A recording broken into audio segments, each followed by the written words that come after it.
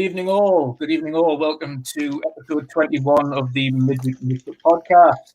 This week we are a few short numbers, but we're going to keep the episode relatively short as well, around an hour to an hour and a half. But the build up to Christmas, we all appreciate just how busy everybody is and how much time they have to kind of fit things in. So we'll try and keep things short. So this week we are joined with Patchia, Shomberlon, hello, Boxenberger. What up? Usual. Coming off the back of his show yesterday as well, which was great fun and summarised kind of the kind of goings on of 2020 in the gaming industry, what happened, and kind of key points as well and key releases. So if you haven't seen that show, go over to his channel and dive in. It was a good one. Thank you for being part of it. It was a blast. It was. And thanks for having us. So for this show today, we are still expecting Broyr. At some point, he is rushing home. I want to say hello to everybody in chat. Again, if you enjoy the podcast, please do share it out. YouTube is not being kind to us as of late. So people might not be getting notifications and might not be knowing that we are live outside of Twitter. So if you can, please share it out. The topics for today we will be going over, of course. Over the last week, when we took a break from the podcast, we had the Game Awards 2020.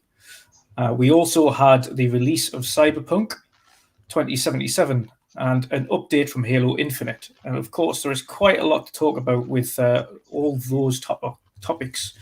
So we'll dive in first and foremost. I think we'll leave the Game Awards as the last topic, as that is the largest one. I think we'll dive in first to the Halo Infinite update, as that is a relatively brief topic, but still quite a bit come from it. So first of all, I want to kind of push this one over to Boxenberger first.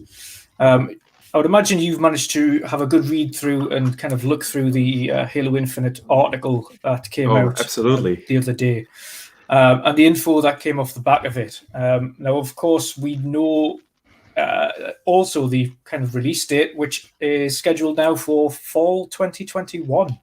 Yes. And we know that falls in line with their 20th anniversary. So just like I said a few weeks ago in my video. Yes, you did. So great psychic abilities there, Archimedes.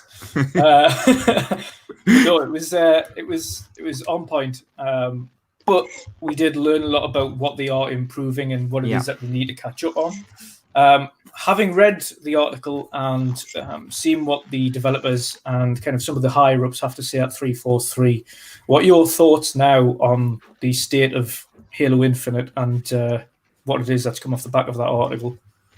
Yeah, well, there's a lot in that article. I mean, they dive into what happened, who took over, got introduced, They dived into a little bit what they plan to do in the multiplayer modes and how they want to keep up the information with the community. So there's really a ton of it in there. And first, I want to start with the most positive thing for me is that it's really the release date in fall 21. Because that gives the team a 343 time. And I think this is really the most important thing, because if we, let's imagine, had a spring release 21, all that Joseph Staten, the new guy who took over the lead for the campaign of Halo, could have done is to polish out the bugs. That would have been all he can do. Now since he took over in July and the game will now release probably in November, he has almost 1.5 years to really have to really change things in the game. And not that the gameplay looked like anything they needed to change. The gameplay looked great, but we are definitely hoping for a graphical improvement and probably also a little bit story and world building improvements. And that's what basically the key message for me was out of this article, that they promise, of course, to polish up the graphics, that they promise to polish out bugs and make it the best game ever. Yeah, of course they have to say that. Everything else would have been really strange. Imagine they would say, well, we are aiming for a mediocre Halo. No, of course. They have to say it's going to be the best one. But before, I've said this before on Twitter, on another podcast, I think before I will go completely enthusiastic, I want to see it. And yeah, they have shown some renders. They look cool, no doubt. But before Microsoft is not starting to actually show us the games, I'm still a little bit hesitant with my excitement. I'm glad they have the time. I think they have the right guy on board. Joseph Staten is an old veteran from the Bungie days. He has worked on Halo 1, 2, 3, ODST, and Reach. So yeah, he knows what he's doing. But yeah, before I'm going completely enthusiastic, I want to see it, because Microsoft is promising a lot right now, and we haven't seen anything. So yeah, that's basically my take on the Halo thing. Awesome. And of course, the final kind of outgoing message was from the I've forgotten his name now. Is it Joseph Staten? Yes. Yeah. And his outgoing message was he's played the game start to finish twice. Yes. Since he joined, and it is the he said it is the kind of original. To him, it's the original idea that they had behind Halo when they first made Halo 1. And it's exactly how they pictured it in terms of gameplay and the way the game plays and its open world aspect. So, I mean, his comments alone, what do you have to make of those comments about just how good the game is in his eyes, having worked on the original trilogy? What's that? Pardon me. What's that question addressed to me? So yes, it was. Yeah. Okay, but I'm sorry. I thought. No. Yeah. I mean, that's really cool to hear. I mean, the first Halo kind of had that feeling with that not open world, but with that sandbox elements. Yeah, where you had these open aerials. I remember stepping out for the first time after the intro of the game into that open aerial. Back at the time, it felt huge, and there were really these different approaches how you can approach the enemies. Shooters back in those days were all basically corridor shooters, and this was different. And seeing them now getting back to that is really great. And I've said that many times now. I really love them taking the approach to a more open world with light RPG elements. I'm really interested to see how side quests will actually work in a Halo game. Yeah, this is awesome. I can't wait to see more. Yeah. Most definitely. Sean, what do you make of kind of the update to Halo Infinite and of course even including the multiplayer screenshots they've kind of showed off in terms of the graphical changes they've had since that infamous kind of pre-Xbox launch trailer they showed off for the game? What do you make of the update so far?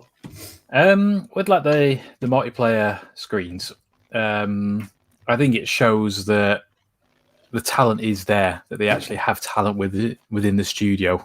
I know a lot of probably fanboys from the other side were calling into question whether they actually have talent in the first place or whether they just had a big budget. And I think you can tell the talent is there because those screenshots look really good. But like Archimedes says, that they mean nothing until you actually see live gameplay. You can put everything you want into a still render. It's the movement, seeing the gameplay. That's what's important. It doesn't matter how pretty it looks on a poster. Yeah. And what did you make of the original gameplay then? Was that when they showed off the original gameplay, was that up to scratch to you then? Gameplay wise, yeah. Graphically, no. The gameplay looked solid. It looked like that was one thing that people were saying. Who weren't completely destroying it, was saying the gameplay looks really fun. It was just the awful textures, the pop-ins in the background. That's the kind of thing that looked really amateurish. I mean, pardon me for interrupting, because I really wanted to add to that. The thing is, they hyped up Halo so big, as their biggest franchise, as the killer app, as the next-gen game. And then, of course, you expect a game that looks next-gen, that makes your jaw drop to the floor. That's what you expect. And, yeah, like Shom said, that wasn't it. Yeah. I kind of feel sorry a bit for Phil Spencer, because I think it was kind of his fault a little bit, because I think he put too much trust in. If he was being told, yeah, it's fine, it'll be ready, it'll be fine, it's fine, and he hasn't personally gone and overviewed it, then I think he's at fault there. But I kind of feel bad that he probably put a bit too much trust in somebody or a group of people who weren't up to snuff. I mean, I don't think Phil Spencer would have allowed that to be shown had he known that was the state it was in. Yeah. Completely agree. Pat, have you seen, at least had a chance to have a look at the Halo article that came out, kind of about the update of the game? Right. No, okay. I've missed that. That's a new thing. No, I didn't see the article or any screenshot or about Halo. So no, I'm sorry, guys. It's a new thing. I'm trying to look it up, but it's not easy to find once it's been discussed. No, exactly. Are you looking forward, on kind of a side note to it then, Pat, are you looking forward to diving into Halo when it does arrive late next year? Is that one of the games that's on your list?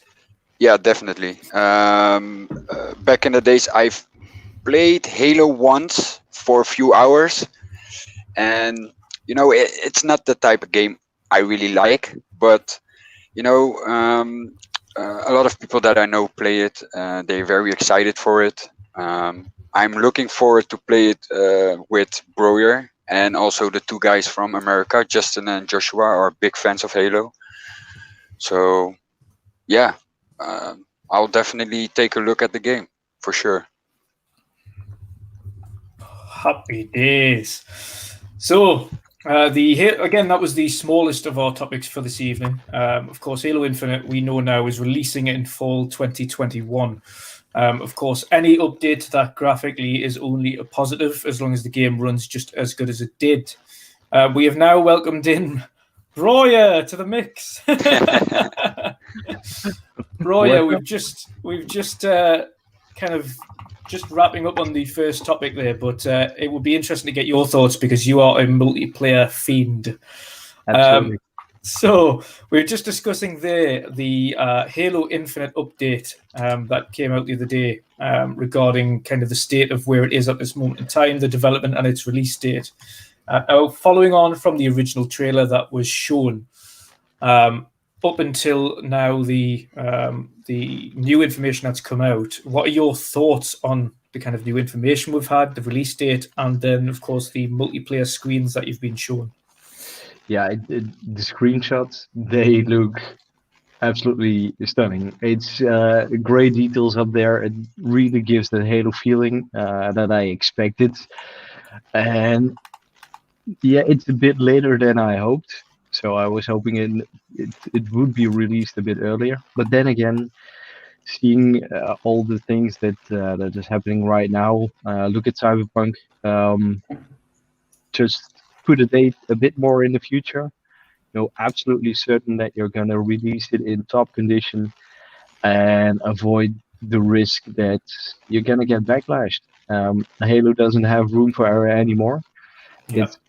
It had his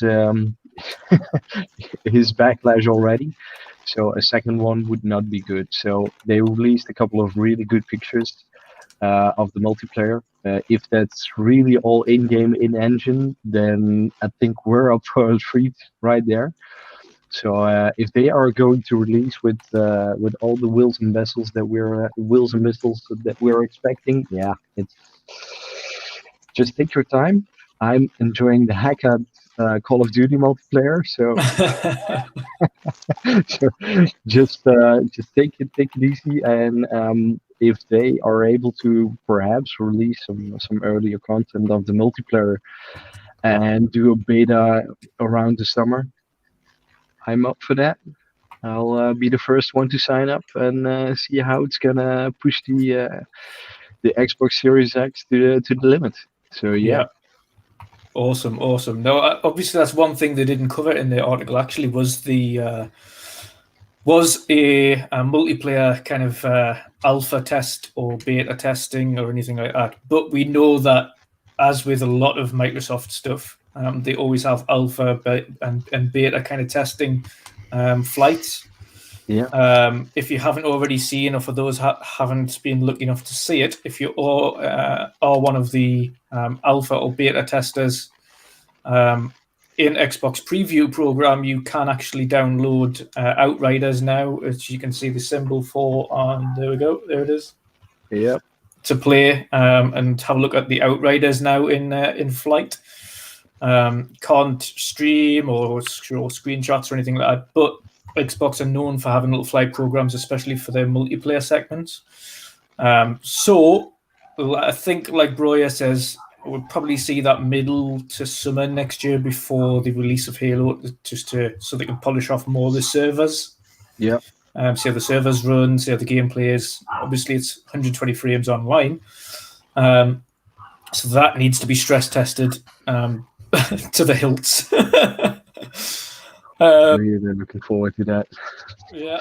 So and obviously then we'll get a better idea as to what the multiplayer maps look like. We're going to go back to kind of classic maps like Blood Gulch or anything like that, or we're going to get new open world maps. Are we going to get this fabled battle royale mode?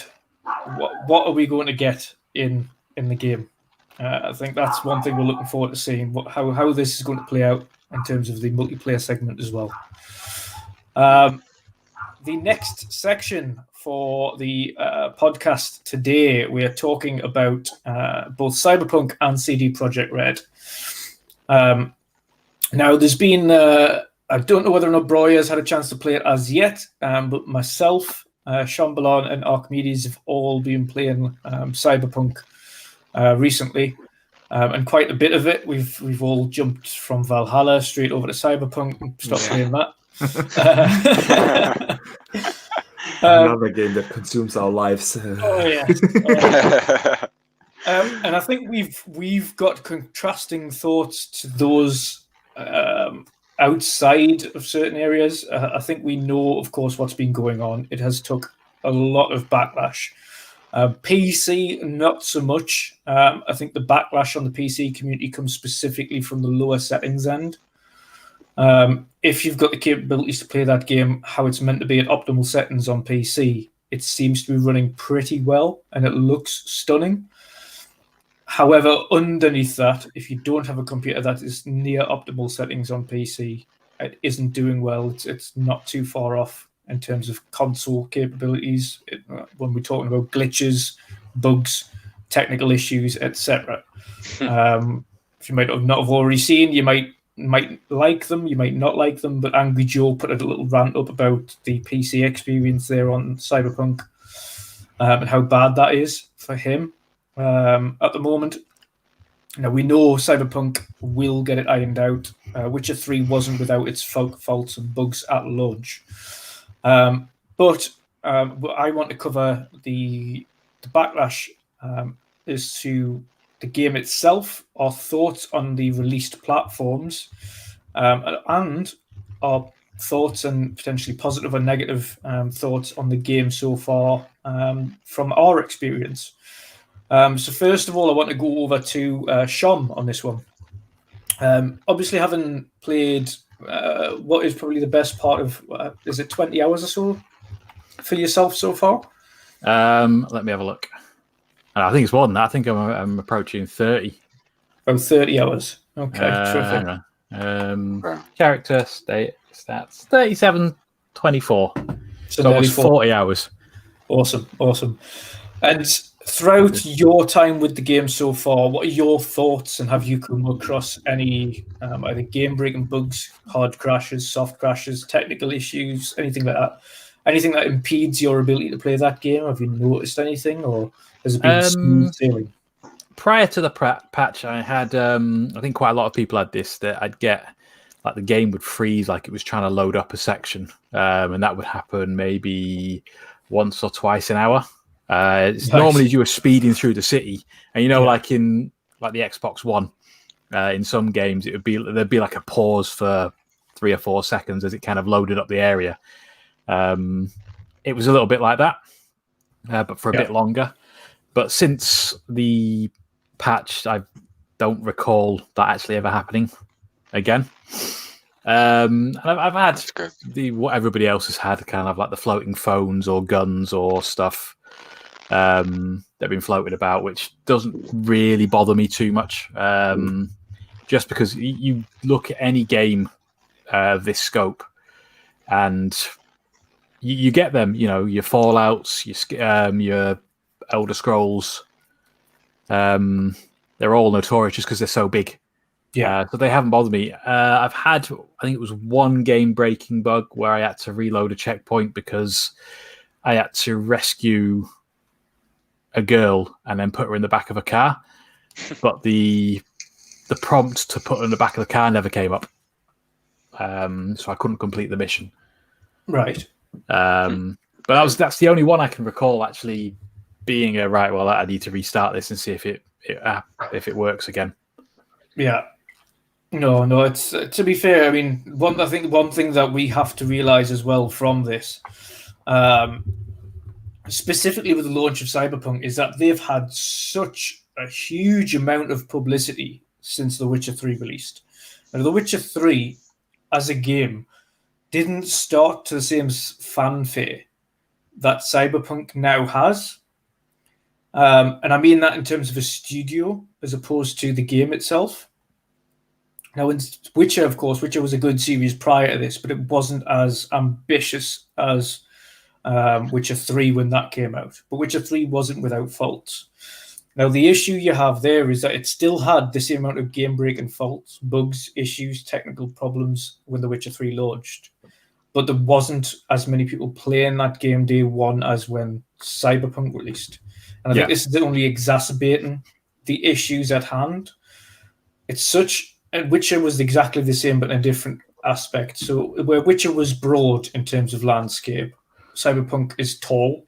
So the map might not be massive in terms of how long it is, even though it's a very big map.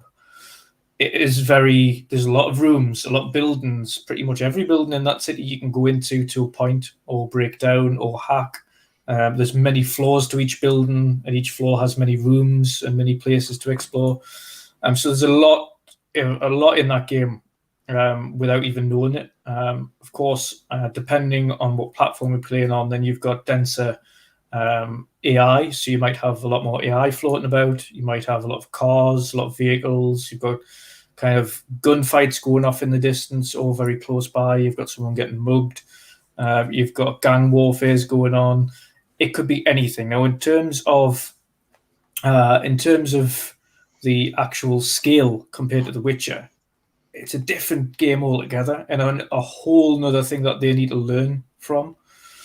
Now, from what you've played so far, Shomberlon, have you kind of experienced anything that you would expect them to not be able to iron out quickly? Or is that something that you think, no, these can easily be kind of pinpointed? I think they should all be pretty... I wouldn't say easy because I'm not a developer. I don't know what the technicalities behind it, but I can't see there being huge issues. I mean, they've said that they plan on having it all organized by February, I think. So we're supposed to get a big patch in January and then one in February, and that should be it. Right. But yeah, I can't see there being any major issues. A lot of it is just stability. I think that's the biggest issue, is just the stability and the looks of it. But I didn't expect it to be a big looker anyway, just because I knew it was going to be a back compat version. Yeah. I think that's one of the things as well. I mean, a lot of people need to understand, and I don't think they need to understand, because I think Cyberpunk and CD Projekt Red have addressed this, although they should have addressed it pre-launch, is that they didn't spend enough time polishing Xbox One X or PS4 Pro or base consoles pre-launch. And when the question here is, sorry for interrupting, but the question here is, will they be able to polish those versions up? The game is super ambitious. And let's face it, the consoles weren't really powerful 7 years ago when they came out. And for those consoles to run a game of that scope with that kind of level of detail, after a development time of, what was it, 7 or 8 years that they've been working on that game now? It is really not that they don't know the hardware. It's not that they didn't have time. And we really have to ask the question, will they be able to bring those versions up into a state that is acceptable to play? I think for base consoles, so like your OG PS4 and Xbox, no, I don't think they'll be able to do that. When you see how much work, you've got that picture they were trying to pass off as the Xbox version, but it wasn't. It was the PlayStation one of Johnny Silverhand on the floor. There's only so much polish to a turd you can do. There's no way, and I think this is completely on CD Projekt Red, because they sold everybody on a maxed out PC version. And I know it's always a kind of, I don't expect the Xbox or the PlayStation to look as good as the PC. You know it's a PC, but you don't expect the discrepancy between the PS4 and Xbox to the PC. It's almost a completely different game. It's like you're playing on a Super Nintendo version versus a modern day PC. I can't see them doing anything with that. I think that the expectation is you are absolutely right. It's always I usually really don't like it when developers just sell the high end PC version, but they all do that. And usually when you boot up the console version, especially on the old base consoles, the game does not look like in the trailers, obviously. I think the problem here is really are really two other things. It's not the look of it, it is more the frame rate. If a game dips to 10 frames per second, it becomes just unplayable. And the other thing is just a lot of glitches and bugs that simply don't allow you to play the game. You can have muddy textures and you can have ugly faces on the characters or whatever. But at least you have to have a frame rate somewhere close to 30, and you have you can't have these game-breaking bugs. I think the bugs can be ironed out. I don't know whether they will be able to bring up the performance to where it is. And the other question is about the timeline. Like I said, they developed that game for 7 or 8 years, and now it has released, and we expect them to fix that within a month now, what they weren't able to do over the last 7 years, especially when the Christmas break comes up. So no, don't expect that January or February patch for that sake to change that game from the ground up. That's not going to happen. I think, like you mentioned as well, though, it's the Cyberpunk is somewhat playable on One X and PS4 Pro, but those base consoles are dipping to like 12 to 14 frames per second in any busy period, and it's not just infrequent; it's all of the time. It is literally unplayable on base consoles. Do you guys think that they shouldn't wait for launching this game? And it's obvious that the game has a lot of bugs and that kind of things. I've seen a lot of videos on Twitter, on YouTube. But how long do you think that they needed to fix this?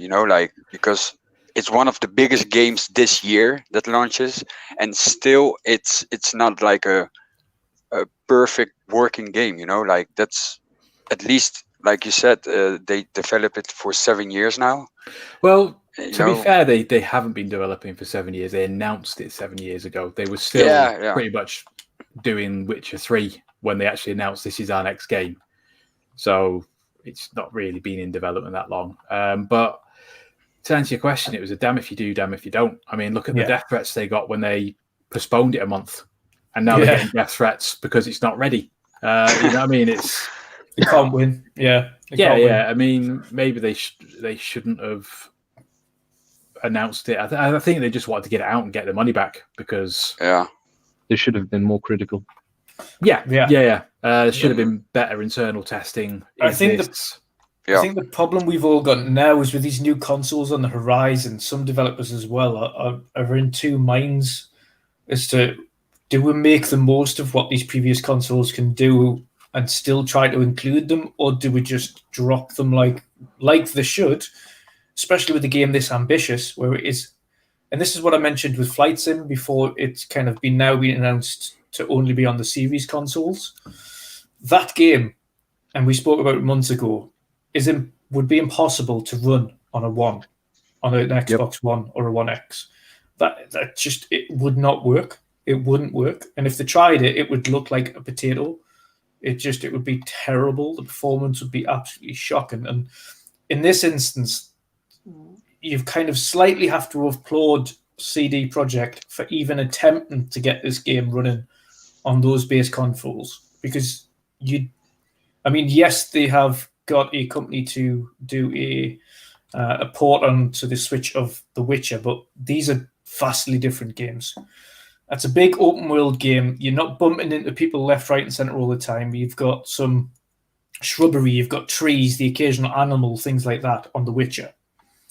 But you don't have that in Cyberpunk. What you have instead is a very dense cityscape with a lot of people walking around, a lot of traffic, a lot of textures and lighting and light works and ambient occlusion and all of these light effects and particle effects and all the different characters. Literally every character in the game can be interacted with again, but it's even more dense than The Witcher. And the sheer... I think especially those mechanics are what take up a lot of the resources. It's not just the graphics, like you said. The thing is that all these mechanics, the interactions of the NPCs with the environment, with you, your impact on them, your choices, that has all to be computed in real time. And I think this is where this game really differs from a lot of other games we have out there, because it's so ambitious from its scope. And when you play it on the Series X, you can really tell that there is a lot of stuff happening in the background, and it's not just about the graphics. It's really more of the simulation aspect of this world.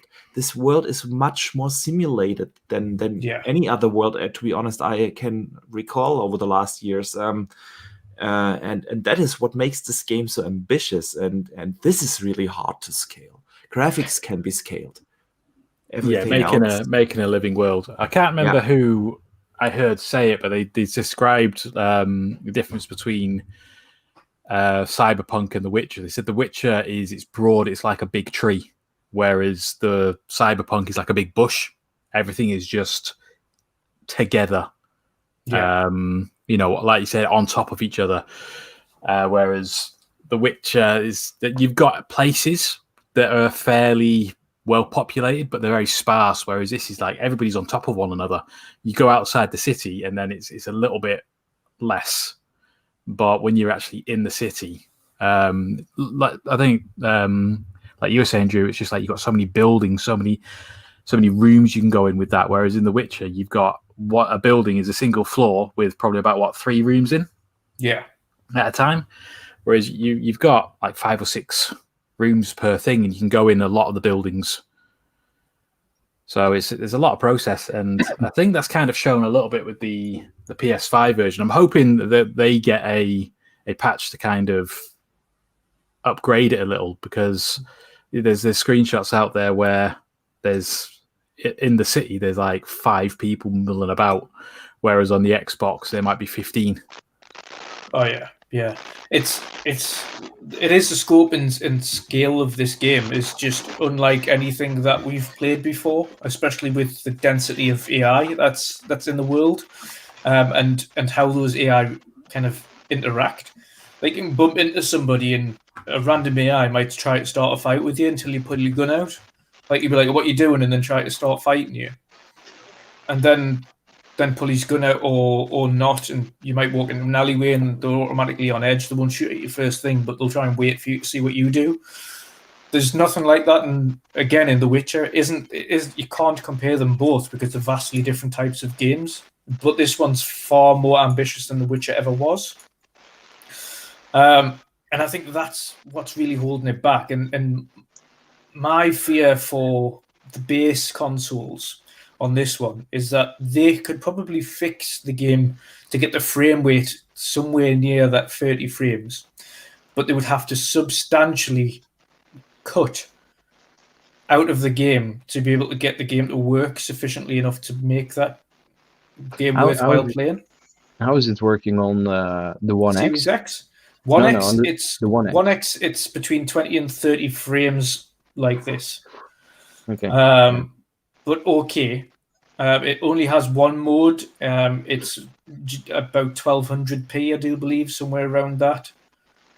I think the lower bounds are like 1180p or something. It's okay on the One X, but it's the base consoles. It's exactly the same for the PS4 Pro. It's okay, like it's just playable. I think it's a bit what we saw in the chat there as well, and I agree on what Punk said. As an independent studio, you need to create the audience as big as possible, and that's a logical choice that they've done. It backfired on them, but on the other hand, they sold a lot of copies, and of course, some people will pick up the refund and say, okay, I'm gonna push it back, and I'm gonna leave it there, and I might have lost the trust in the studio. But on the other hand, you see exactly what it is capable of doing on the next in the current generation, we should say now. And yeah, they've been ambitious, but if you look at it, I think they've tried and make it work on the last gen. I think the X and the Pro are the in-betweeners. So from okay, that's possible. They should have the OG Xbox One and the PlayStation. They should have said, okay, it might have been possible, but it will not provide the best experience. And I think even though they've made it available for everyone, they should have been more critical and just said, okay, it will be playable on the Pro and the One X and the Series X and the new gen. They should have just cancelled the really old versions at the old Xbox One and PlayStation 4. They should have done that. Yeah, it isn't, and you kind of have to feel sorry for them because it shows you just how many people are still on the last, not even just the last gen consoles, but the last gen original consoles. Like, I think some people seem to forget that, yes, there's been 120 million PlayStation 4 sold, and like 50 plus million Xbox Ones sold, but a lot of the bulk of that Xbox family and PlayStation family are OG PS4s or PS4 Slims and Xbox One VCRs or One S's. It's the bulk of the vast majority don't own Pros and One X's. Yeah. So like that market is so slim, and now you've got this additional market that's come into the fray with the next gen consoles, where you're talking about the Series X and the PS5 and the Series S. And the Series S runs it fine, 1080p, 60 frames. Is it 60 frames, 1080 60 or 1080 30? One of the two, but it runs it fine. There's no issues with Series S. So for them, it's a tough one because how can you possibly release that game on a previous gen and say only for the X and Pro? Yeah, as you opposed can't. to It's not allowed. The Yeah. policies don't allow that, and Yeah. you also have to think how would they recoup the money they have spent for that game, developing it for, like we said, 7-8 years. They had Yeah. to. Yeah, the development costs must be huge, and if you only bring it out on next gen consoles, Your what market is the is really install small. base right now? We are talking 2-3 million PS5s and maybe 2 million Xbox Series X and Series S, something like that. That's even if every owner of the next gen consoles would buy the game, you wouldn't recoup the money. So they have to bring it out. And I mean, their original plan was to release the game in 2019. Yeah, so it was a last gen game. The whole development time. Yeah. But Yeah, especially that, if you look at the time that they've been spending on development, how could you be releasing it in a state that? Then again, I don't have. I'm not in the position to talk about it too much. I'm just seeing it what I've seen on YouTube going around, and yeah, I would be disappointed as well. But if I'm hearing what a friend of mine is saying, and he's enjoying the game on a Xbox Series X, and he says it's an amazing game. I haven't spoken to anyone who owns an original Xbox and plays it on that one, so yeah, I'm a bit more in the opposite party, where I would say, even though if I haven't played it, if I see the reactions online, and if I see the movies online, the films online on YouTube, I think they've made the wrong choice there. And I think actually what you said, Archie, is that you are not able to release it on the One X and not on the One. Yeah. That's the hard part. Yeah, I think they're the really hard part. That's true. The problem is I think if they try to get that game working at a fixed 30 or close enough to a fixed 30 on the base consoles, they're going to lose a lot of the vision and the purpose of that game. Now, I think you'll all agree that they would have to cut out a substantial amount to get that game running good enough to hit flat 30 on base consoles. Yeah, and that is really an issue, because maybe we should mention, because we talked a lot about the bugs now and the release strategy, we should mention that the game is actually awesome. I mean, if you play it on the next gen consoles, it's amazing. Yeah. What makes it different? Just want to put that out there as well. Yeah. If you have an next gen console, we'll get at the good parts now. Yeah, we'll get at the good parts. So, haven't played Cyberpunk now. I've only put in something like 15 hours so far. Shomberlon's on 37. Archimedes, I don't know, 40, 50 hours or something. No, I think I'm around 30 hours. 30 hours, okay. 30 hours. But no, it's such a different game compared to what we've played, but it takes from so many other games and kind of pushes them into one. So it's imagine playing GTA with better gunplay, mixed with the customizability of a proper RPG, and then you've got kind of stealthiness or stealth work that you might have in the likes of a Splinter Cell if you wanted to go down that kind of stealth route. And then you've also mixed in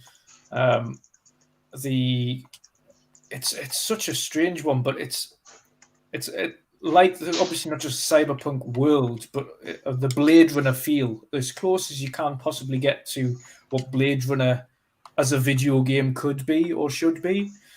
And the sheer amount of side quests and missions and characters, it's such a big and ambitious game in a positive way.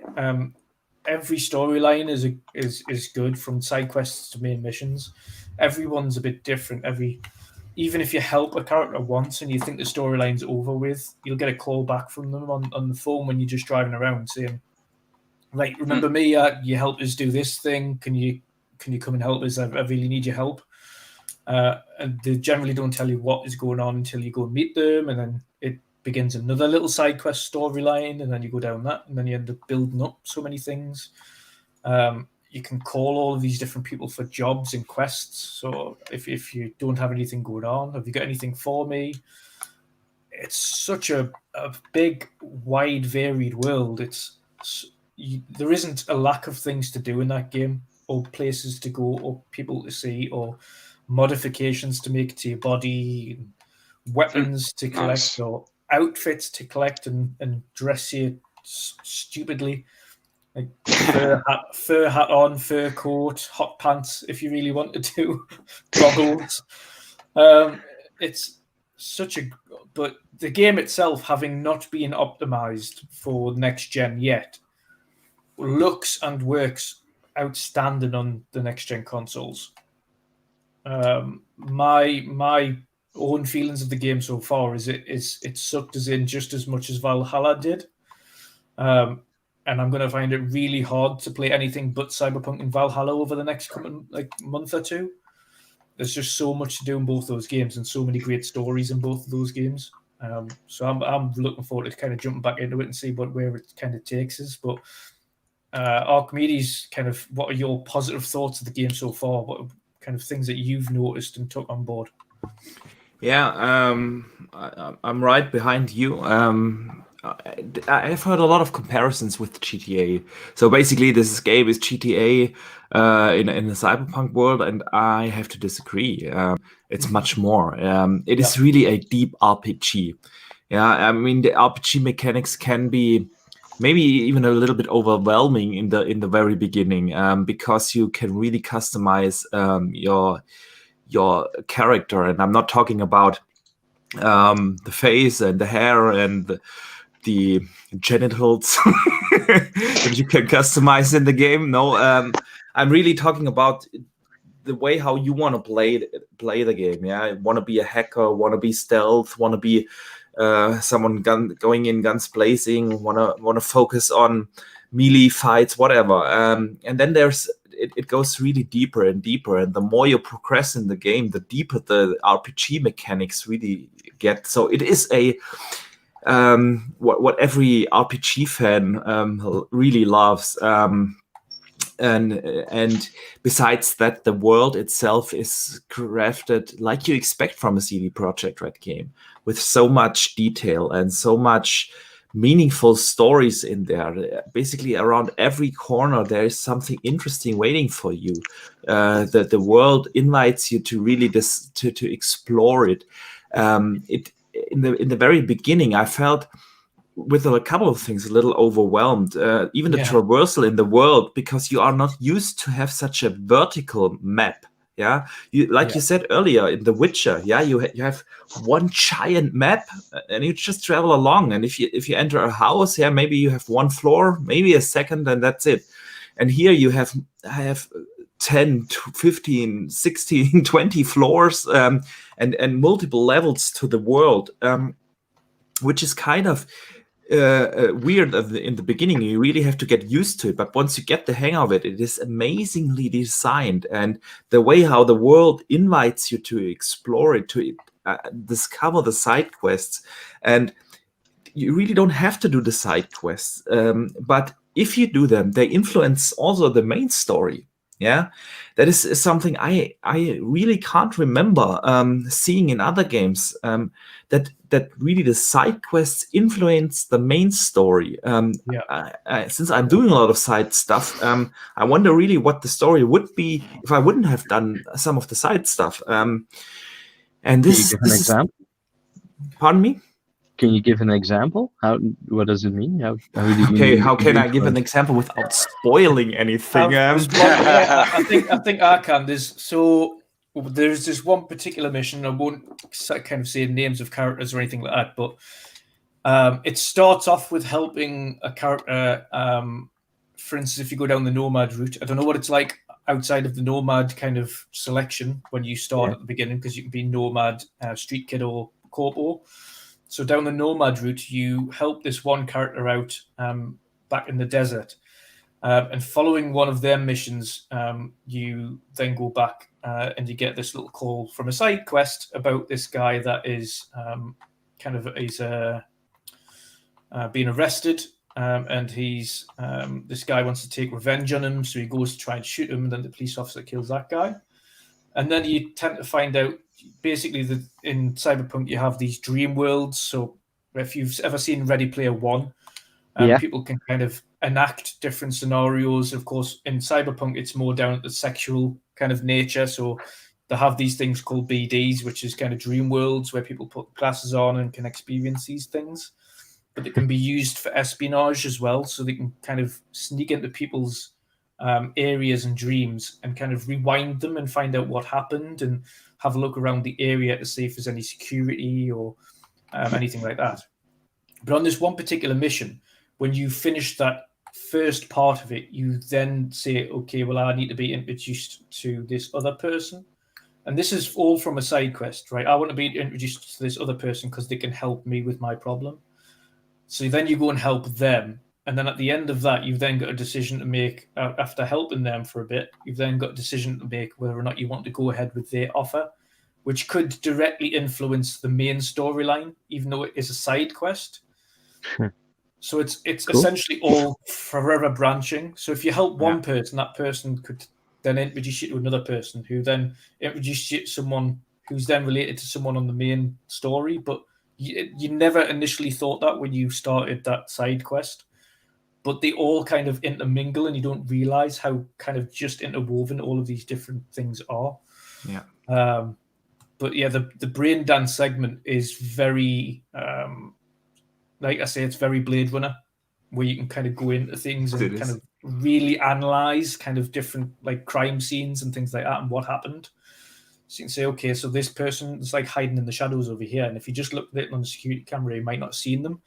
But they made a noise and the camera picked that up. So you can go down to like the different wavelengths and either go down to just video, you can go down to heat map, or you can go down to audio. And then different sections throughout this kind of timeline, you can analyze to see what's happened and kind of pinpoint them throughout the room and say where they are and what was said and what kind of different interactions and things go on. It's just so deep. But yeah, absolutely. I just thought of an example.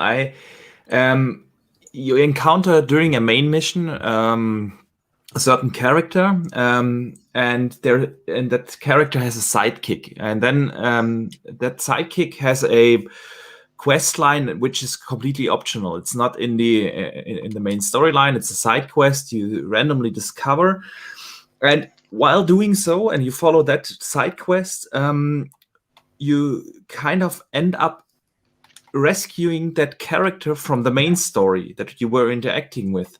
Yeah. And if you do a shitty move like me, you get her killed. And now I don't have that character in my main story anymore. If I wouldn't have done that side quest, that character would still be alive and would be a part of the main story. So that's really weird. If you have to private chat me who that is, because I don't know whether I did the same thing or not. This is a lot of things like because I was sitting on Xbox yesterday before I went on to Archimedes, and we played a little bit of the Gears Hive Busters. Before that, we were just sitting on Cyberpunk and both kind of talking about what we'd had, what missions we were on, and we was trying to talk to each other about different storyline plots without spoiling it for each other. So there was this one person, and if you do this, and there's like, oh, I'm not sure if I'm doing that right yet. I'm like, oh, okay. But there's so much, literally, there's so much, but you don't realize how a side quest can really interact you with these until you start in that side quest. But like you said at the beginning as well, Archie, it's not just the world that's overwhelming. For me, what was kind of overwhelming as well is just the frequency at how many side quests and side missions come into play. Yeah. So if you're driving through a city, and not just a little part of the city, but different sections of the city, people ring you and text you literally every 2 minutes. Oh, new job here. Oh, new job here. I need your help. Pop me your help. Okay, welcome to my neighborhood. I'll give you some work if you need some work. Oh, do you want to buy a car? Come to me. I'll give you a car. It's like and a lot of these side all of the quests, time. they kind of sound or start like this typical fetch side quest. Yeah. Oh, yeah. My grandma needs this. Can you get her that? And then suddenly something happens. And in the typical CD Projekt Red manner, they have always interesting stories with these side quests that sometimes sound in the very beginning a little bit, from the book. But this is really where this game shines, with all the writing, the conversations. It's just awesome. Yeah, I mean, Shom, obviously we've spoke about just how much we're enjoying kind of the game and how dense it is and how populated it is and how beautiful it is. But I mean, your thoughts on having played the most out of all of us so far. Your thoughts on the game from what you've played on both graphical and gameplay. Well, I'm playing on the Series X, so I play it on the best possible version that's available to me outside of PC. So I'm lucky enough not to have all the huge issues last gen are having. But I mean, graphically, I think it looks there's some bits that look amazing, even without the ray tracing or global illumination and stuff like that. And then there's other bits, like especially when you leave the city a bit, and it looks really just bland and almost kind of early Xbox One areas. So hang on, let me just go over the map. So it's kind of coast view, so like south, and then when you go where you start off as a nomad, that can be quite empty. Not just empty, it just like it's almost like the textures aren't as good in those areas. So just for my information, you guys both play as nomad? Yeah. So I'm the only one who took the corporate road. Oh, you went corpo. Oh yeah. Currently on corpo is my next playthrough. I was going to go street kid as my next. I don't think I want to go down the corporate route. But yeah, it's more the textures don't look as good for whatever reason. Yeah. Whereas like in the city is where you start getting the really neon nightscapes, and that's where people are taking a lot of their pictures from. And I think during the day, actually, it doesn't look as nice. The city itself doesn't look as nice like midday when you've got the sun bearing down. I don't think it looks as good. I think it looks better when there's a bit of light, not light, but kind of sunset or dawn. It looks okay, but it's like 1 a.m. I think the city looks amazing at 1 a.m. Especially with the rain. If you do get a bit of rain, even though it's not proper puddles, it still looks really nice. Gameplay wise, I'm really enjoying it. Like I say, I can look past the floating phones and guns, and sometimes I've come across cars that have been slightly sunk into the ground. Them as well. And I know you get some people like, oh, it just takes me out of the experience. I just can't deal with it. I'm just gonna put it down. It's just like it doesn't really take me out of an experience. It's a computer game. Yeah. I've never really understood these people that kind of act as if they're there, that I'm in Night City. There are times when it's just kind of that's a little bit annoying when you're pausing.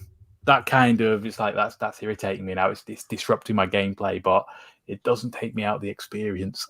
You know, we're probably about 40 years away from me actually being in Night City with a headset on and feeling like I'm there, plugged in. One style. Yeah, I hope I don't die before that's possible. That's probably where I'll die. I'll die in there because I refuse to leave. But yeah, I'm really, really enjoying it. I keep saying, like I said to you yesterday, I'm going to put it down now because I'm playing too much and I don't want to get burnt out on it. And I've got other games, and then next thing I know, it's just like, oh, let's just see what's going on in Night City. Let's go do a couple of quests. Yeah, it's just doing a couple of side missions, and then the side missions take like an hour or two. You're like, whoa, well, that went quick. Like I'm level 24, almost 25, and I don't actually think I'm too far into the actual main story. I thought I was going quite quickly into the main story, and from what I've seen, I'm nowhere near. And Like, it felt yeah, like I was just rushing through it. I was like, no, I'm miles away. The two missions I'm on is I've got two main jobs. I've got down on the street and map tan pien. I don't know. So from what I can gather, I've seen people going, "Oh, I've played loads of the story and I've barely scratched the surface." I don't even think I've played that much of the story. So yeah, I need to get back into doing the story because I've completed loads and loads of quests. Like I'm scrolling through all my completed now, but they're all the side jobs, the side quest stuff. Yeah, like there was some that I thought I'd just get out of the way. Like you've got to go find what are they called? Tarot cards around the city. They're like graffitied on these walls, these huge tarot cards, and there's is it like 17 or something? Yeah. 1, 2, 3, 4, 5, 5, 10, 15. Yeah, there's 17 of them. And spray painted on random walls around the world, and you've got to kind of use your equipment to scan them. Yeah, but it's like once you found one and the mission opens up, they're all highlighted on the map, and I just thought, you know what, I'm just going to go get them out of the way. I'm just going to travel from one bit to the other and get them done. So I spent probably about an hour and a half doing that. But yeah, I mean that's even with just like the side missions. There's just so many different ones. It's not a case of Mama needs this. Can you go get that from here and bring it back to us? It's like Mama needs this. Yeah, okay, I'll go get it. Right, well, somebody's just jumped me trying to get it, and now I've started a turf war. Now I need to sort out that turf war before I get back. Or you need to there's one called Psycho Killer where I've got to find and incapacitate 17 hard enemies that just batter you if you're not up to the right level. Good enough. Yeah. And you can't find them on the map. I've not been able to figure it out. It's just you've randomly come across them as you're exploring a city, which is another thing I've done as well. Is just kind of not really had any agenda. Just kind of let's go over here. Let's see what's in there. I've not been up there. Let's go down this street. And now I've got thingy with my legs that I can jump high. Right. I can access other areas as well. So one thing I like about that as well when you're just running around exploring is the fact that random things can be going on. You can even choose to help the police if you want. Yeah. So police might be in like a random gunfight around the city with a turf, like another gang group. And you can either sit back and watch them get annihilated, or you can just take over and go, okay, you're really shit at this, like police. So I'm going to help you out here and just wipe out the opposite team. And then the police officers are like, thank you. Like, I don't want to get in a fight with you, so we'll just leave it at that. And sometimes they give you a little bit of cash for helping them out. And you also get rewarded for it, and your respect goes up with the police. Or you can do the opposite. You can kind of take the gang side if you really want to and just wipe the police out. I don't know how I did it, but I came barreling around a corner. I was just exploring, and I somehow pissed them both off. That happened to me a couple of times. just wipe out everyone. They both stopped firing at each other and pretty much started aiming at me, and I'm just like, what? Yeah, it's just nuts. It's absolutely nuts. But one thing I do like about the main kind of storylines as well is it'll get to a section there where it's authentically asking people to, okay, well, this is a real time, like this guy needs to go and do his preparation. So whilst he's doing this, you can either kind of go back and have a sleep or explore the city or go and do some side quests. But he's going to take about a day or so to come back to you until the kind of main storyline can continue. So do what you need to do. Go and do some side quests. Go home, do some modifications, go explore. He'll call you when he's ready.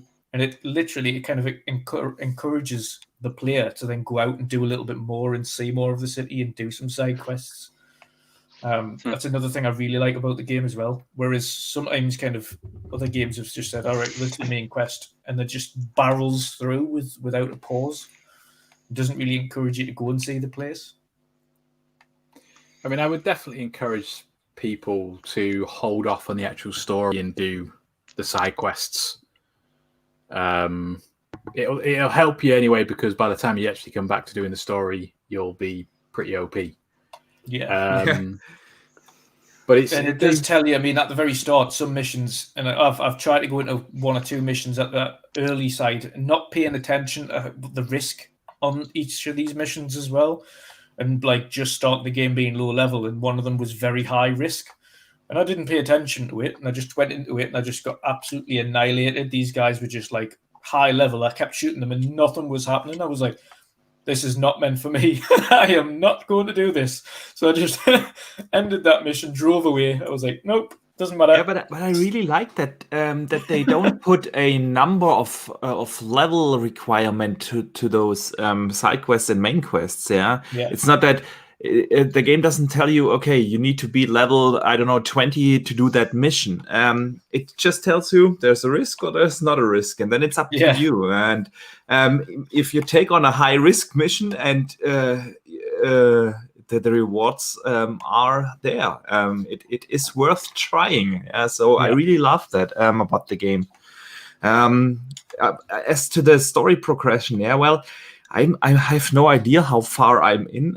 I started to play like 20 hours and didn't even finish the prologue. So then I decided to do a couple of main quests. And I did one yesterday that really took the story to another level.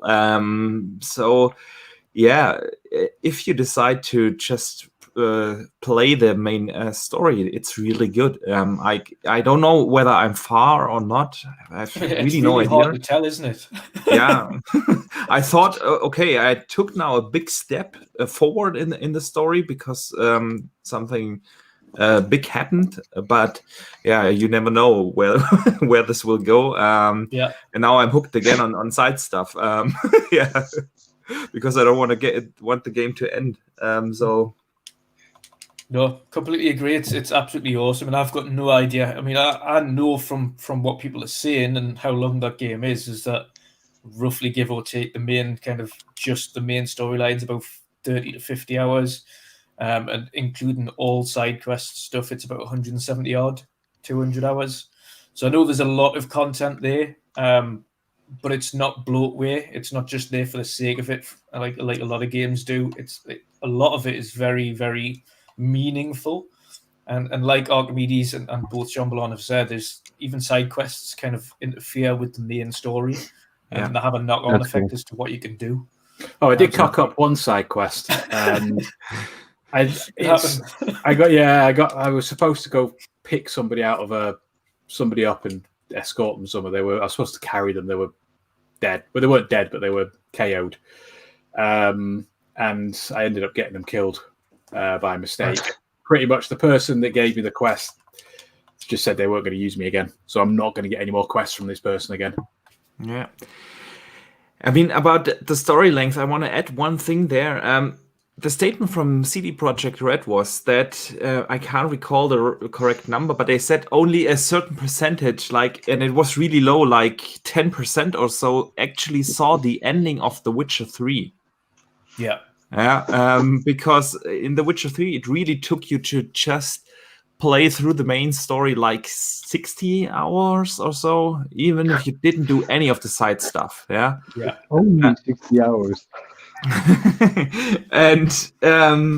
And I think that was their intention, to make the main story a little bit more accessible, so that people can actually see the ending and where it turns out. That was their reasoning behind making a shorter main story. And I've seen people saying, I finished it in 15 hours. I can't really believe that. No, there's no way I can see, even if you go to one to the other to the other. But it was...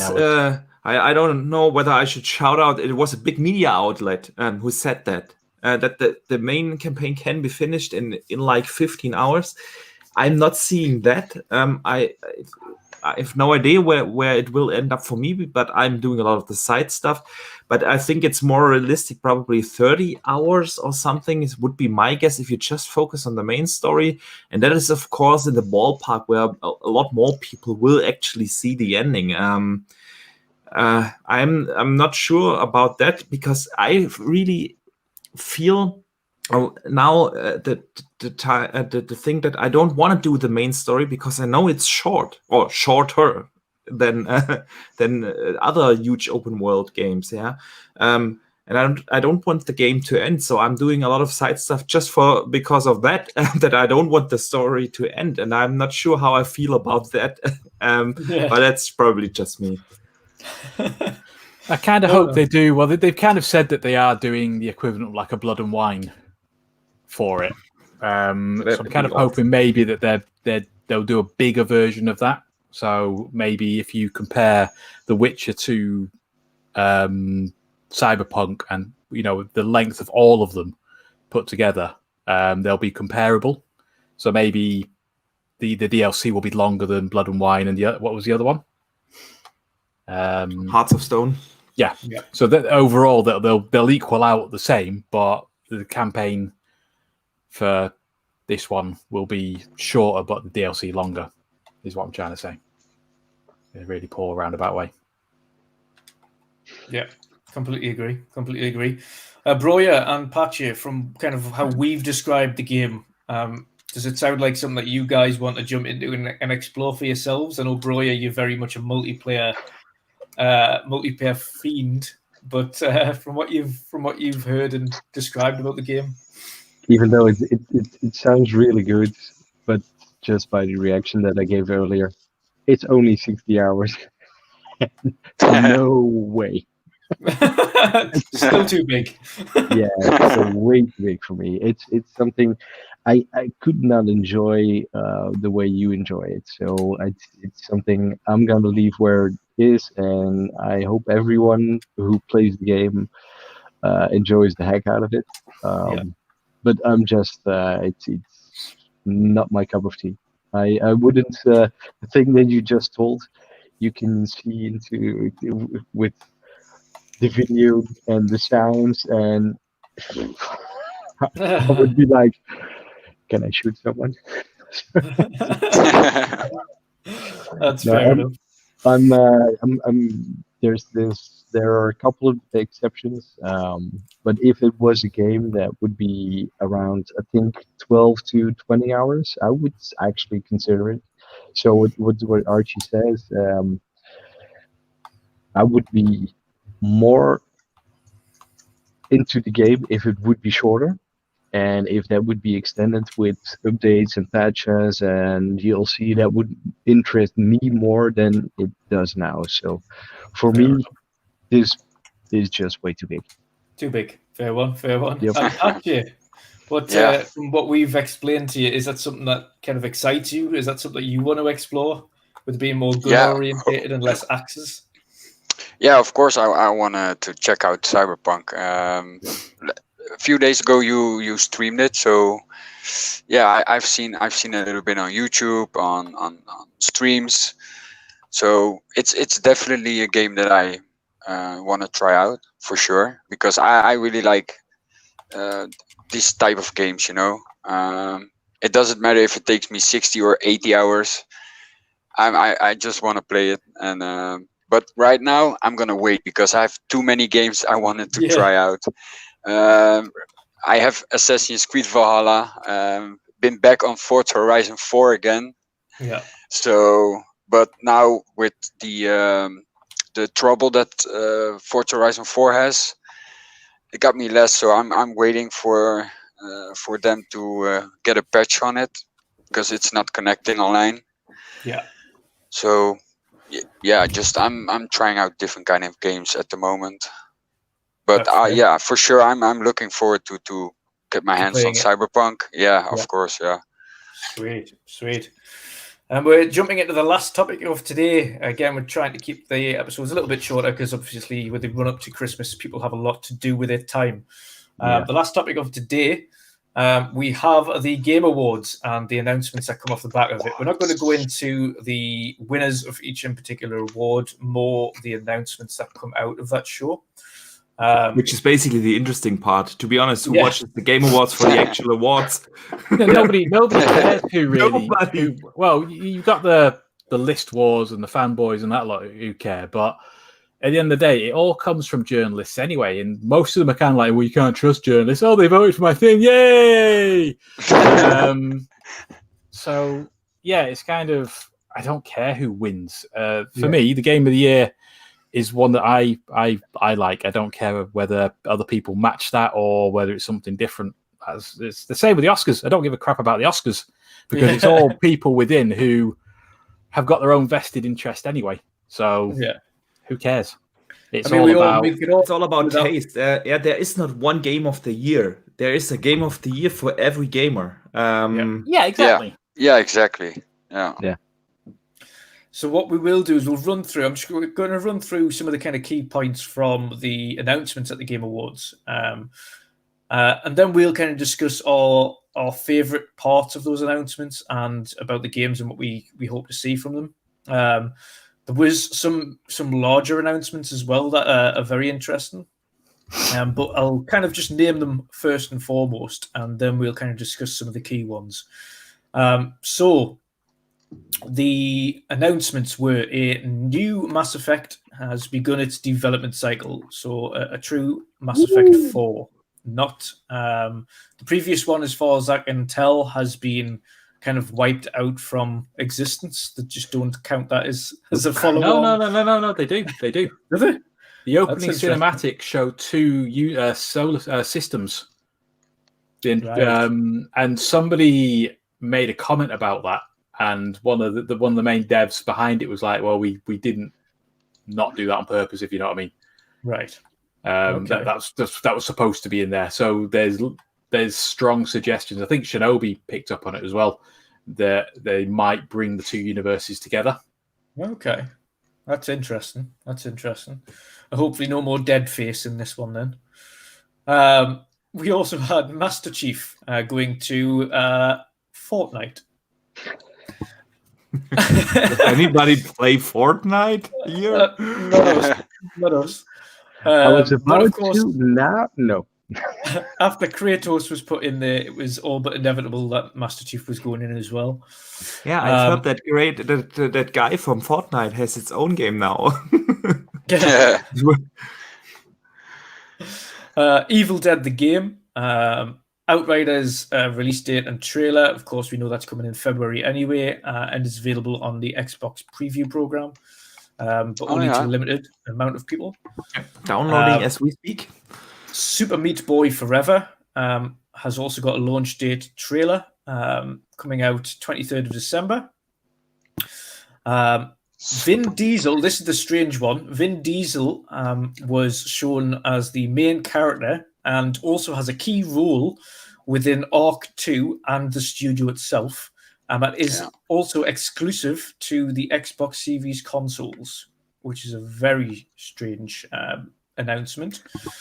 I didn't know that Vin Diesel is a game developer, but he's executive producer on that game. Oh no, he owns Sundance. Is it Sundance or? Yeah, he's it's the so people strange. that made the Riddick games. Yeah. He Really? Yeah. And I honestly think that he should stay out of video games unless it's a Riddick game. Because I remember that Riddick game being actually good on the. Oh, the Riddick game is amazing. I'd kill for not just a remaster, but a completely re-overhaul game of the Butcher's Bay and Athena, whatever it was. I'd love a new game of that. Yeah, Arc 2 definitely an interesting one. I'm not really a fan of the first one. I played the first one for like an hour, and then I said, okay, not for me. But it was in a very early state of the game. And it was. I've heard it's not fair to judge that game from that state, but you can't play them all. Well, there is. I think they did remaster them, didn't they, for the last gen? So it's worth playing. They're really, really good games. Yeah. Another, there's quite a few smaller ones as well, but we'll not go into them. Another open world action game called Crimson Desert got a release trailer by the makers of Black Desert. So that looked awesome. And it looked insane. Is that the Viking one? That was HUD's. Crimson Desert was absolutely ginormous and overly ambitious. Oh yeah. But I really like, ambitious. because when they first announced that game, they announced it as an MMO, and now it's apparently a single-player / co-op experience, which I really love because I'm big in single-player games, and this one, like you said, it looks overly ambitious. But yeah, maybe a true showcase for next gen, huh? Yeah. Hopefully. We also got a trailer announcing that Endless Dungeon is coming to consoles and PC. The same applied for Disco Elysium. The final cut is coming to PS5, Switch, and Xbox. Dragon Age 4, of course, was touched on again. The Warhammer 40,000 Darktide gameplay trailer for Series X, S, and PC. Of course, that is also an exclusive for XS and PC. Whether or not that is timed or whether or not it's permanent, we'll find out.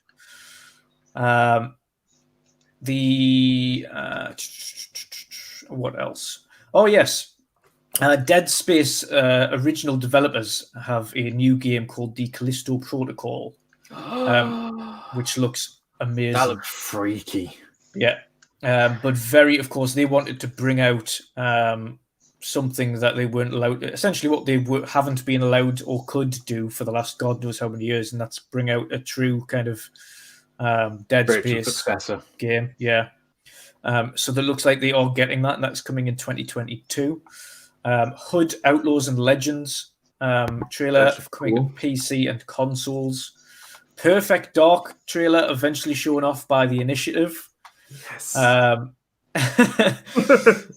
Back for Blood, which is a Left 4 Dead spiritual successor for that looks amazing. The same team that did the original Left 4 Dead trilogy is coming back with the number 4, which is Back for Blood, since it is not being developed by Valve. But that game looks just as great and just as fun and stupid as the original trilogy. I wonder if Valve are going to kick themselves if that turns up to be a really good game, because they've just not committed to Left 4 Dead 3. And I don't know how long. If they're just giving it them and going, right, okay, you just develop it, and that's just money on the table they've left. Yeah. And the last one, before we delve into our thoughts on those, the last one of the other announcements, of course, if any Nintendo fans in the room here, was that Sephiroth was coming to Super Smash Bros. And that was quite an awesome little trailer, actually, even if you didn't like Nintendo or play Smash Bros. Or anything like that. It was definitely an awesome introduction to get that character into it. But we will cover off kind of some of the key points of that. So we will start with the Perfect Dark for the Initiative. Broyr, what are your thoughts having seen that? And of course, eventually, even though it was kind of one of the, just like Fable, worst kept secrets. Yep. What's your thoughts on Perfect Dark getting a reboot? I've got a vague memory of Perfect Dark when I was younger, but it didn't grab me too much. So I always played it. I think I've played it more at a friend than I was really in Perfect Dark. So it didn't touch my nostalgic like maybe some others it did. But then again, it's a whole new studio, so I've said it on Twitter as well. I really hope they are not restricted by picking up an existing IP. Especially if you see the interview where they say, okay, I don't know the exact words what they said, but they want to delve into the new, but always also want to take the past in consideration. That sounds to me like they have some restrictions, and I just hope they don't have any restrictions. And with the talent that they have on board, I think they're going to deliver something unique. I hope they do, and especially if it's coming to Game Pass, it's definitely something I'm going to check out. If it's not 200 hours. Yeah. I don't think it will be, to be honest. I do think this is a game, though, that probably entices Shom because they want to go down really into the spy route. And I think while you might not get Splinter Cell anytime soon, this could very well be the game that kind of really gets on into your thoughts. It does, but it doesn't. It's kind of like I appreciate the stealth aspects that potentially could be there, but it's what the world is really missing is the third-person stealth genre. Yeah. I think that's what's really, really missing. I mean, I'm sure it'll still be a brilliant game, just with who they've got developing it. Yeah, the people behind it, some of the talent that's there. But it's just a third-person stealth game, a really good one, is that I really want. And really, if I'm going to be truthful, I really want a Splinter Cell. It's the character Sam Fisher. It's the same with why I like what's it called now? Vin Diesel. What were we just talking about? Butcher's Bay. Riddick. I like the world of Riddick. I like the films. I love the films. I like the game. So it's not just kind of having the game style. It's the world is what I like. The characters, the story. Like the whole, I'll say spoiler alert, even though it's old enough that I think it's a game and a half. You think his daughter's dead in Splinter Cell, and then it turns out that she's not. And you just wouldn't get that in a brand new franchise or anything like that. So I'm invested in the world of Splinter Cell, and you just want them to continue it. Yeah. That's fair enough. Archimedes, what's your thoughts on the initiative's reboot of Perfect Dark? Then, even though it, again, like Fable, it is one of the worst kept secrets. I loved Perfect Dark back in the days. I thought GoldenEye was a revolution in the shooter genre back in the days. Yeah, and we it's all really thought rough they. now. Yeah, it didn't age well. It didn't age well. I don't recommend anyone to go back because you will ruin your. Ruin your thoughts. Your thoughts about the game. Because I still have it as this really perfect game in my head. Yeah, I do. And I want to stay that way. Head. Yeah, keep it that way. That is really. But I remember when then Perfect Dark came out. Perfect Dark came out because Rare was not able to get the James Bond license anymore. So they had to do the successor in a different IP, and that was when Perfect Dark came out, and that game was so incredibly well done. It had so many great ideas. It was really hard to really top GoldenEye, but they somehow managed to do that. And now seeing us 20-something years later returning to that IP, I really am looking forward to see what they do with it. It will be tough though, because they have to keep partly true to the original, but they also have to bring a lot of new stuff to the table. The thing is, what Microsoft really lacks right now is this big portfolio of recognizable faces. Microsoft has the Master Chief, you maybe have Marcus Phoenix, and now maybe Senua. This is really, they don't have a lot of faces to be recognized. Sony has a lot of IPs where you instantly know, this is a Sony game, and Microsoft do not have them.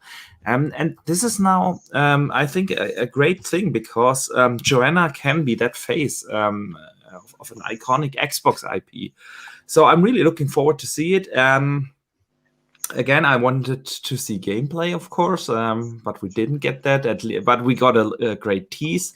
And what I also really enjoyed is that interview trail that they put out, because it really gave a little insight in what they're trying to achieve with the game, Highly recommend to check that out as well. And yeah, I can't wait to see more of Perfect Dark. Awesome. I know you said kind of like they're limited by world, but what do we actually know of the world and things like that? I mean, because I think the limit that they have is that they want to remain true to the character and some of the original story, but they don't. They've got to. I think that's their only thing is they've got to kind of. They say they've got to try and remain true without deviating too much from their personality. Yeah, I still think they can do that quite easily and still create something a whole fresh thing. Yeah. Yeah, I mean, to be honest, the franchise or the IP is way too old now. I mean, a lot of the players that will play Perfect Dark weren't even born when the first one came out. Yeah, that's just the fact of it. So as long as they keep that laptop gun, I'm happy. Yeah. Awesome. I'm going to jump on straight to a game that I can see everybody kind of playing when this comes out, and that's Back 4 Blood. Now that is an awesome multiplayer game. If you haven't seen that yet, if you've never played the Left 4 Dead trilogy, it is a game that I know everybody will be looking forward to jumping back in. That game brought back so many kind of happy memories for me, where it just gets absolutely insane on screen at any one time with so many things happening, so many things trying to kill you, trying to get to the safe room without getting murdered. It's a 4-player co-op game. It's just perfect. Oh, that's nice. It does look exactly like Left 4 Dead, which is absolutely perfect. Yeah. And I want to see kind of your thoughts on that, because for me, as soon as I seen it, I was like, thank God it's been I thought it was long. Left 4 Dead 3 when they first showed it. Yeah. But it just... And then I seen just how much better it looks compared to the old games. Like, they've spent so much time polishing that game up. That old engine was rough. Yeah. But yeah, I'm super excited about that game. Shom, I'll go to you again first here. Shom, what do you think about that game coming out soon? Oh, I'm so happy. It's pretty soon as well. It's what, 6 months? Yeah. Something like that. Yeah. So yeah, I'm well chuffed about that. Yeah. I love Left 4 Dead. In fact, if anyone wants to play it, you can download it. I'll be on it. It's a game you have to play with friends, though. Yeah, it's not a game you can solo. Nope. Nope. Definitely not. If you try and do that with AI, you just get mauled because the AI is useless. I mean, flipping the smokers and the spitters and the witches. The witches weren't too bad because you can kind of get around them, but it's like when you're trying to be stealthy and all of a sudden a hunter or a smoker grabs you and just screws your day up. Yeah. Yeah. You just kind of like, oh, you're really quiet, and then you're like, oh crap. So this looks insane. It's brilliant, and I just how good it looks as well. How good it actually looks is in comparison to the other two. It does look. It's thrown about a lot, but it does look next gen in terms of the graphics. Versus, but then again, you're talking about 360 graphics compared to next gen. Exactly. It's been a long time since we had Left 4 Dead. And it's about time. It's about time. Yeah, I mean, if people like that kind of game, you've also got the Warhammer Vermintide, which is in Game Pass, which is and very similar. Coming to Game Pass as well, which is very similar. Which they're both very very similar. 4-player co-op, survive, get to the safe room, and then you've got like an objective or a boss type thing, maybe a big tank or something at the end that you need to take out. But I love those games. The problem is I don't really have anyone to play with. Yeah, I think this is the perfect, and they've been lacking of years recently to jump into these kind of 4-player co-op run and gun shooter games where you've got levels to get through and safe rooms to get into. It's been a while, and it's very much welcome. Broyr, I know you're the multiplayer man here. So, what's your thoughts on Back 4 Blood? I'm just watching it right now. It's This really looks this looks fun.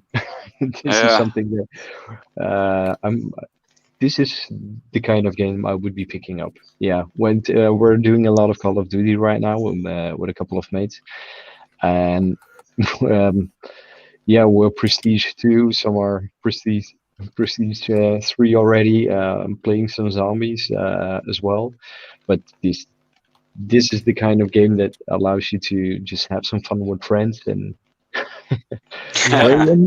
spray those guns. Yeah. Run, gun, and spray, and hope for the Run, best. gun, Try and to get to the spray. safe room before you get killed. Yep. No, this looks like a challenging game. Yeah, I'm definitely interested in this. Awesome. Patcha, from what you've seen, because I can see your face lighting up there as well. What do you Yeah, think of that? it's crazy. The game, like I'm not the person that plays zombie games or like zombie game modes, but this game, I don't know, it Looks catches my eye, and I definitely gonna try this out, yeah, man. Especially when you can do 4-player co-op. Yeah. It's insane. just Yeah, gets it's insane. mad. Yeah, exactly. Like, 'Cause you can I'll literally bet be people gonna scream. literally be like locked into a corner and be just surrounded by enemies, and you're just shouting to people, just come and help us, someone. It looks really good, because I watch now a 4K gameplay for 5 minutes. It looks really, really good. Yeah. Yeah, awesome. It's one of those things, because you start off with like, you might have like a shotgun and a pistol, and that's all you've got, and ammo's limited, so you need to scavenge, you need to go off the beaten track to find better weapons, more ammo, and you'll be like, all right guys, I'm just going to go check this building and I'll catch you up. And then next thing you know, you're screaming going, the hunter's got me, help! That's like I said, I'm looking forward to this game, especially playing with you guys. It's gonna be fun. Yeah. Archimedes, I'm guessing you've got kind of fond thoughts of this one as well, so what's your thoughts on seeing Back for Blood? Yeah, well, believe it or not, I have never played Left 4 Dead. So, me neither. I never played Left of Dead, so yeah. So it looks cool, but simply because I didn't play Left 4 Dead, I'm not as hyped. Yeah, not as hyped as you guys. So yeah. Well, I hope you enjoy it when you eventually get around to playing it. It is it's an insane. It's just good fun, and that's sometimes you just need one of them games you can just pick up, have a few levels, have a giggle. And then be able to put it down and not think what save am I up to, because it's not one of them games. It's just a game to have fun on. Yeah, they're just individual stories as well. Each level is just a new story. I think there is a kind of thread along it, but you can just kind of go, right, well, I want to start on chapter 4 and do chapter 4. Yeah, because I really like chapter 4's level. Like each level's a bit different. Like you might be going through a fun fair, you might be going through a city, you might be going through like sewers. Like each area is different, and you kind of work your way through. Or you might be in a forest and like with different like areas in that forest and things. But each time you've got to get yourself to a safe zone or like a safe house in each of these little sections before you can continue.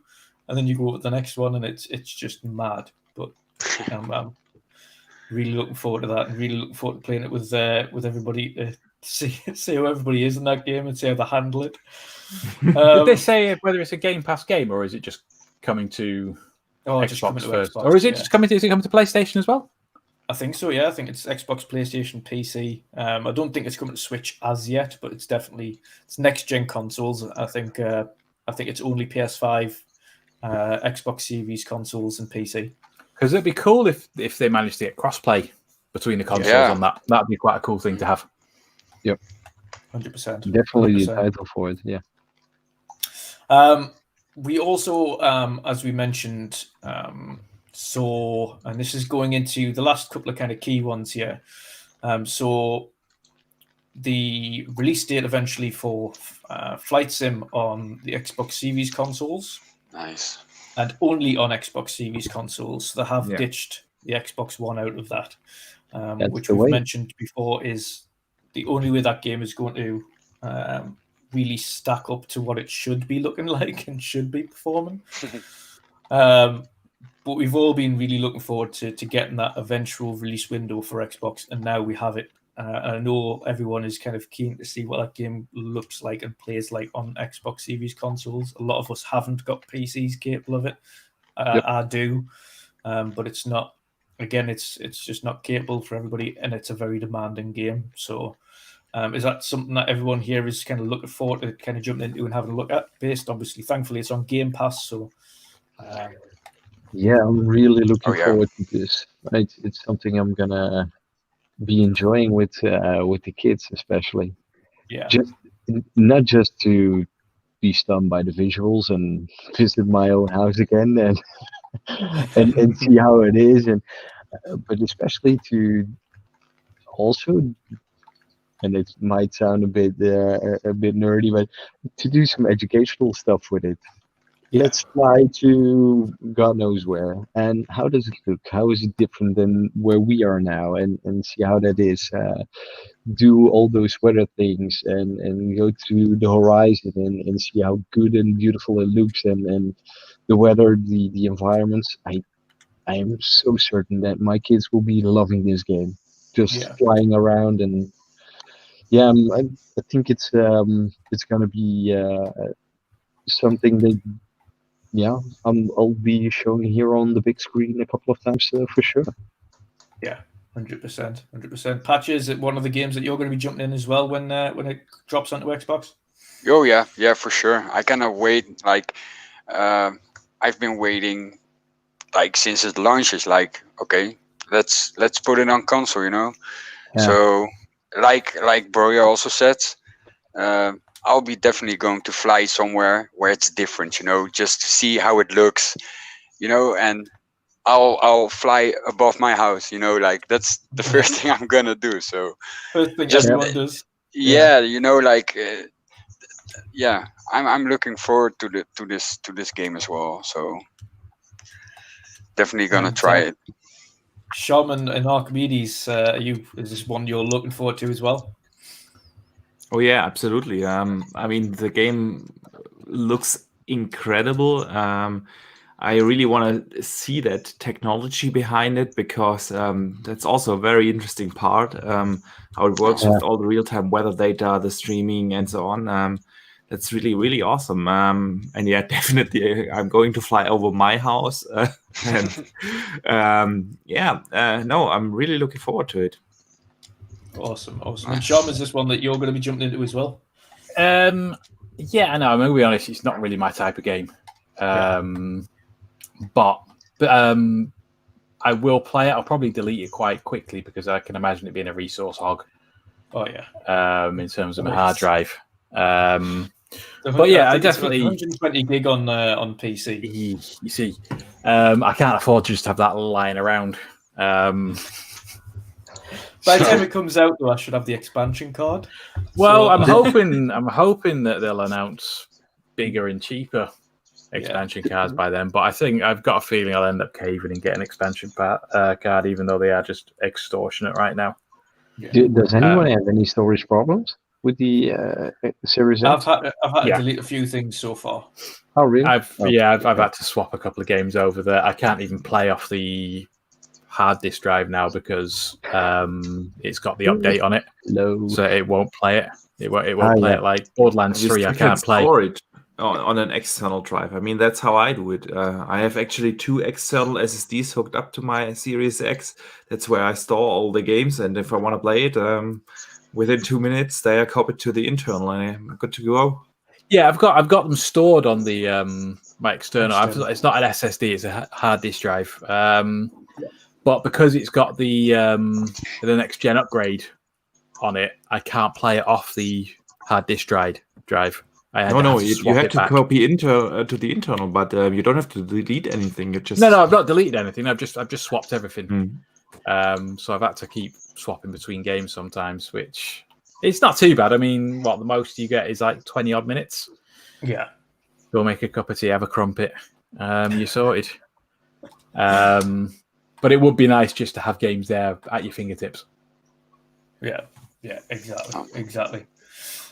And that about wraps up for today's episode. What we will do is run through our outros for each of our panel members today. And thank you all to everybody in chat for stopping by and joining us today. We're trying to keep the episodes, like I say, a little bit shorter than they have been in the past, like 2.5 hours it was previously, at least. Sometimes pushing on that one, but we're trying to keep it to around about an hour and a half. At a push, of course, we went over a little bit today. But we have had more topics than usual with having that break away from the podcast last week. We will get straight to our outros, though. So first of all, Archimedes, if you can just let people know where they can find you and what you're going to be up to over the next week or so, what you're going to be playing, etc., and if you've got any videos coming up. Yeah, well, first of all, thanks again for having me. It's always a blast here on the show with the panel. It's just became a highlight of my week on Wednesday evenings. So yeah, thanks for that. You can find me basically everywhere at Boxenberger, Twitter, PlayStation Network, Xbox Live, and of course here on YouTube.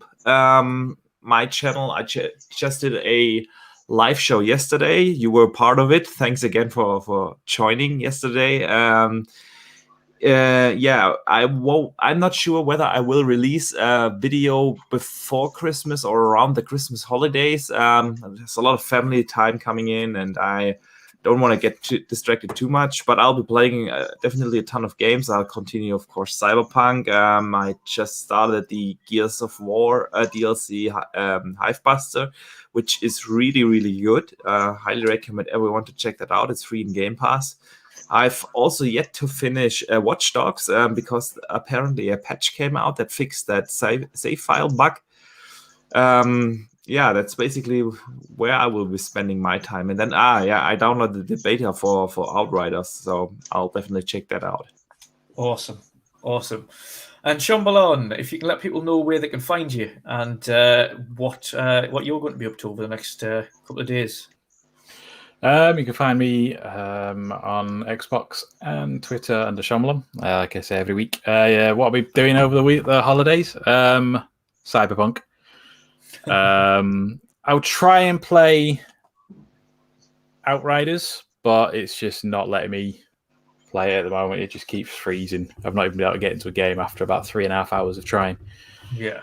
Mind you, that happened to me on the Hunt as well, from going through the beta being in the alpha.